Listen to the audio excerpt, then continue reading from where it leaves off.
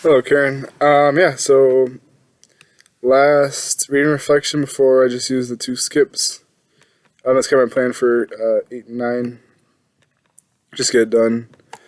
Yeah, I thought, I'm really glad though that like I didn't skip these. I actually read the stuff. And not that I won't read the other stuff, but uh, I'm really glad I actually took time to read through these because these chapters were really good. Kind of just about classroom discussion.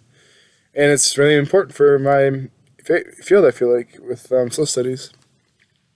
I think a lot of classroom discussion is a big part of like how you learn social studies, and especially like my emphasis is political science. So like talking about things like like the Bill of Rights or like rights and liberties and freedoms and what should be freedoms and what shouldn't be a freedom. Like I think it's really important to kind of get going with that kind of discussion stuff.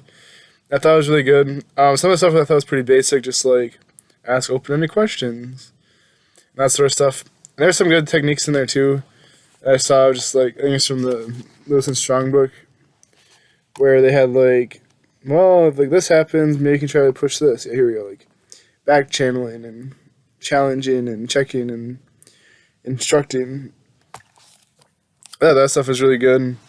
Just kind of give like a more concrete way to like do things, like an actual term for them. It can be helpful sometimes. It did kind of remind me. So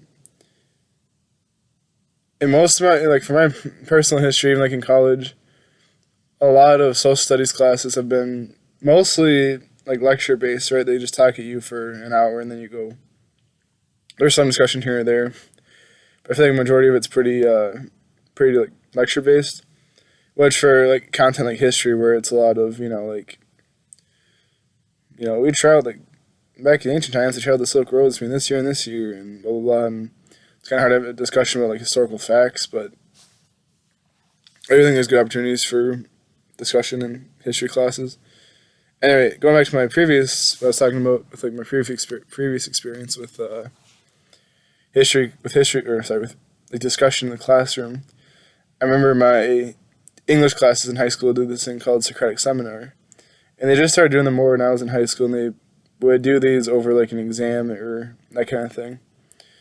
Like instead of having a like end of semester exam, we'd have like a Socratic Seminar, and we would basically what it was is like we'd sit in a circle, or we would have like we have one big circle, or we'd be divided up into two groups in the classroom. There'd be one circle that would talk, and while they were talking, the other class was on their like on computers, like writing discussion posts like on an online format. I suppose kind of similar to discussion posts on Canvas. And the idea was is that like you'd read the reading, you read the book, and you'd come in with like two big questions about the book, and you'd have to like be actively engaged throughout the whole lesson. If you weren't engaged, then you wouldn't get a good grade. Actually, I like that model a lot. Well, I like the model. I think that's hard. Like, I really like that model a lot. I think it's actually really good for like classroom, like seeing like how much students have learned, also engage them to learn further. Because a big part of it was too was like the teacher really didn't put that much input into it. It was mostly students kind of like bouncing ideas off each other and coming to an agreement on what they thought. Maybe not so much an agreement, just have like an open discussion of what they thought. I thought that was really good. It might have been in this book. I didn't catch it, and yes, I did read it. I'm gonna be honest. I more skimmed it than read it. I mean, I read it, but I did skim through it too. I didn't like read every single word, so maybe it was in there and I missed it. But um, I think one thing that's kind of hard with that kind of stuff, and maybe this is a question I'd have for you, is like when it comes to discussion, like part of the things that people grade off is like participation, right? Like in college, almost every class I have, there's some sort of participation element to it. And I guess my question kind of is like some kids are just naturally quiet, some kids don't want to talk, some kids are shy, some kids are or maybe they're just tired that day, or they don't want to share a certain day or a certain week, maybe, or maybe they're going through a really hard semester and they just don't really feel up to being in the classroom that much. So I guess kind of my question is like when you engage in discussion, you have classroom discussion.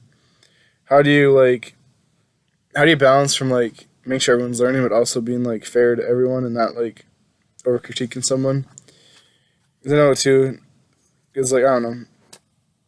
Those kind of questions like how do you balance that stuff and like is it worth grading based off participation with that, or maybe grade more based off like the quality of like the contribution? So maybe instead of like having like two things, maybe just like one really good thing could get you a good grade versus having like 5 so-so things.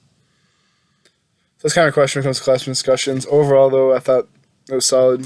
Classroom discussion is really important. It's a really good method for post-reading to kind of get ideas flowing and comprehension going. So I mentioned in my last video, like that out loud comprehension is really good. And I feel like that can be applied to in these classroom discussions. Yeah, so I think I'm done with these reflections, I think. If I can count those 2, and it's, yeah, nice. All right, thank you so much, Karen, and yeah.